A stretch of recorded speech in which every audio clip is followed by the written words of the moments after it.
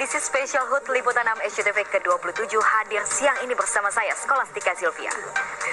Nah, yang ini versi Artificial Intelligence, aslinya saya. Teknologi AI digadang menjadi teknologi kunci di masa depan. Jadi bukan tidak mungkin AI bisa membantu rutinitas kita sehari-hari. Kita tinggalkan sejenak soal AI-nya karena kini kita simak dulu berita utama Liputan 6 siang hari ini.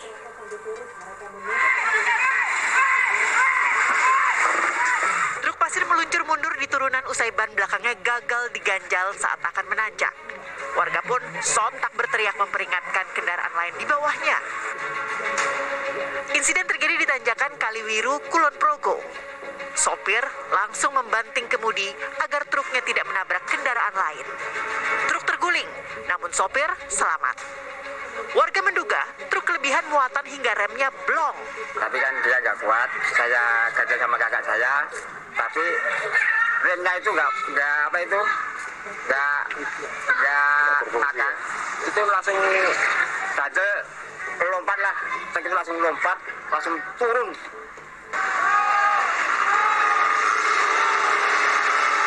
Agar jalanan tanjakan Kaliwiru bisa dilintasi, warga dan sesama sopir truk bahu-membahu mengevakuasi kendaraan yang terguling ini supaya bisa berjalan kembali. Kecelakaan tunggal kendaraan berat serupa di tanjakan Kaliwiru bukan pertama kali terjadi. Kristianto Nugroho melaporkan dari Kulon Progo, Daerah Istimewa Yogyakarta. Kami akan menemani siang Anda dengan beragam informasi aktual, tajam, dan terpercaya. 27 tahun sudah Liputan 6 SCTV mengudara, memberikan informasi yang aktual, tajam, terpercaya untuk Anda. Dan inilah sejumlah informasi terbaru yang kami rangkum dalam Kilas Peristiwa. Puluhan karung pakaian bekas impor asal Bali dimusnahkan Direktorat Reserse Kriminal Khusus Polda Nusa Tenggara Barat.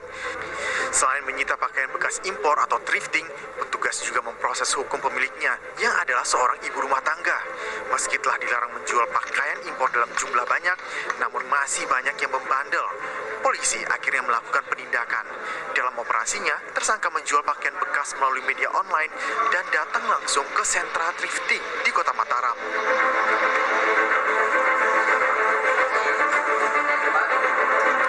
Virus African Swine Fever atau penyakit demam babi terus menyebar di 3 kabupaten dari 10 kabupaten di Sulawesi Selatan.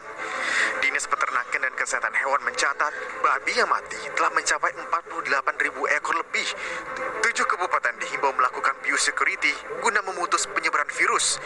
Diketahui dari 3 kabupaten yang terkontaminasi, sebanyak 48.000 lebih babi yang mati dari total 950.000 lebih populasi babi di 10 kabupaten kota di Sulawesi Selatan.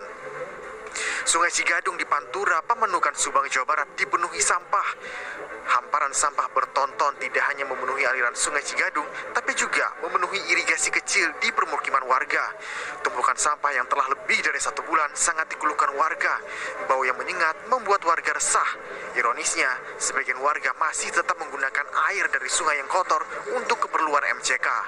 Lautan sampah yang memenuhi Sungai Cigadung merupakan sampah domestik yang terbawa arus dari hulu sungai. Tim Liputan 6 SCTV melaporkan. Demikian berita dalam Kilas Peristiwa. Saya kembalikan lagi kepada Anda, Silvia. Terima kasih Anies Baswedan sudah membuka informasi Kilas Peristiwa. Nanti kami juga akan hadirkan tokoh-tokoh lainnya. Tapi sebelumnya kita ke informasi soal harga telur yang makin naik tidak terkendali. Kini per kilonya bahkan sudah tembus Rp38.000, kian mendekati harga daging ayamnya. Telur rasa daging ayam. Ya, ini karena kalau Anda beli telur sekarang, harganya setara 1 kilo daging ayam tembus Rp38.000. Kenaikan harga ini sudah terjadi dalam 2 minggu terakhir di Pasar Naikoten 1, Kota Kupang, Nusa Tenggara Timur. Ada kenaikan harga, Kak, sampai 50% ini naik. Harapannya ya semoga harga turun supaya pembeli juga banyak pembeli. Meski tak semahal di Kupang, harga telur di pasar tradisional di Kota Bengkulu kembali naik. Harga telur dari Rp48.000 per papan isi 30 butir, kini menjadi Rp55.000 per papan. Naiknya harga telur disebabkan karena harga pakan ternak ayam yang juga mahal. potong yang normalnya Rp25 hingga Rp30.000 per kilogram, kini Rp40.000 per kilogram. Stok telur di pasar tradisional Cikarang Bekasi ini melimpah. Bukan kelebihan stok, tapi ini karena pembeli tak lagi melirik telur yang harganya makin ngawur. Harga telur dari Rp29.000 menjadi Rp34.000 per kilogram. Kalau semua bahan pokok serba naik seperti ini, pedagang akan merugi karena warga kabur tak mau beli lagi. Tim Liputan 6 SCTV melaporkan.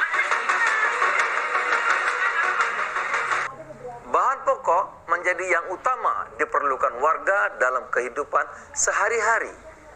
Hujan deras yang memicu banjir dapat mempengaruhi hasil panen hingga distribusi ke pasaran. Namun, stok pangan harus tetap tersedia bagi masyarakat. Kini kita lihat bagaimana ketersediaan bahan pangan di pasar ibu kota. Kita pantau langsung bersama reporter Liputan 6 SCTV. Bagaimana stok bahan pokok saat ini?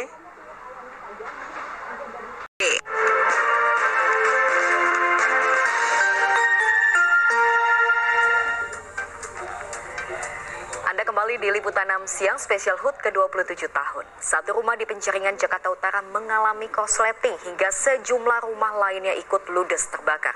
Kencangnya hembusan angin sempat menjadi kendala pemadaman.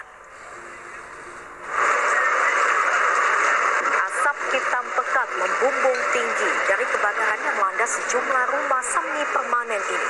Bersama dengan petugas pemadam, warga berupaya memadamkan api supaya kebakaran tidak luas. Sementara yang lain berupaya menyelamatkan harta bendanya. Tidak menyangka rumahnya ludes terbakar, bahkan ada warga yang jatuh pingsan. Kencangnya tiupan angin dan sulitnya sumber api menyulitkan pemadaman. Kebakaran diduga akibat korsleting listrik. Akhir pekan, safari politik juga makin gencar dilakukan. Malam tadi, Prabowo Subianto dan Gibran Rakabuming memperlihatkan keakraban keduanya. Sementara pagi ini juga ada Caimin yang melanjutkan sowan politik ke mantan Wakil Presiden Republik Indonesia.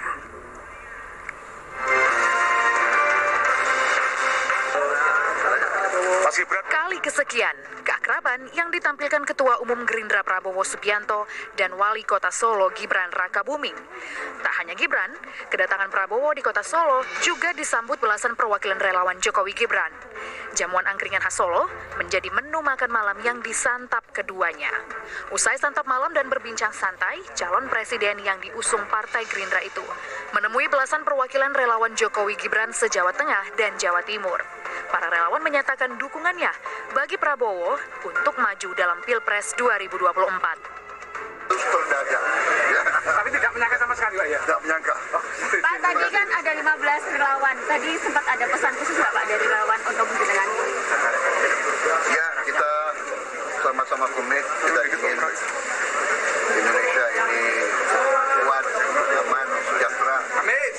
Semua yang sudah dirintis oleh Pak Jokowi kita ingin teruskan. Sandiaga Uno yang namanya kerap disebut dalam bursa Cawapres membeberkan soal komunikasi intens yang terus dijalinnya dengan Partai Persatuan Pembangunan. Hal ini disampaikan usai Menparekraf memberi materi santripreneur di Pondok Pesantren Raudatul Tulab Magelang, Jawa Tengah. Inikah sinyal Sandiaga Uno berlabuh ke partai berlambang Ka'bah tersebut? Banyak sekali pembicaraan sama para pihak, tapi yang paling intens sama P3 dan ini saya lagi menunggu waktu ketemu dengan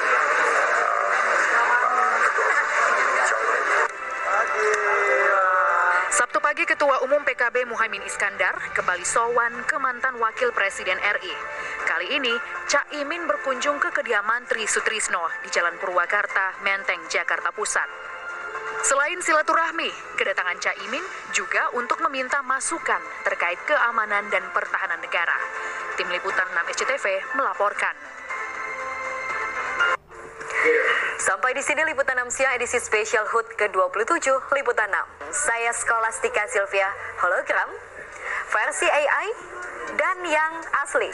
Pamit undur diri. Salam SCTV.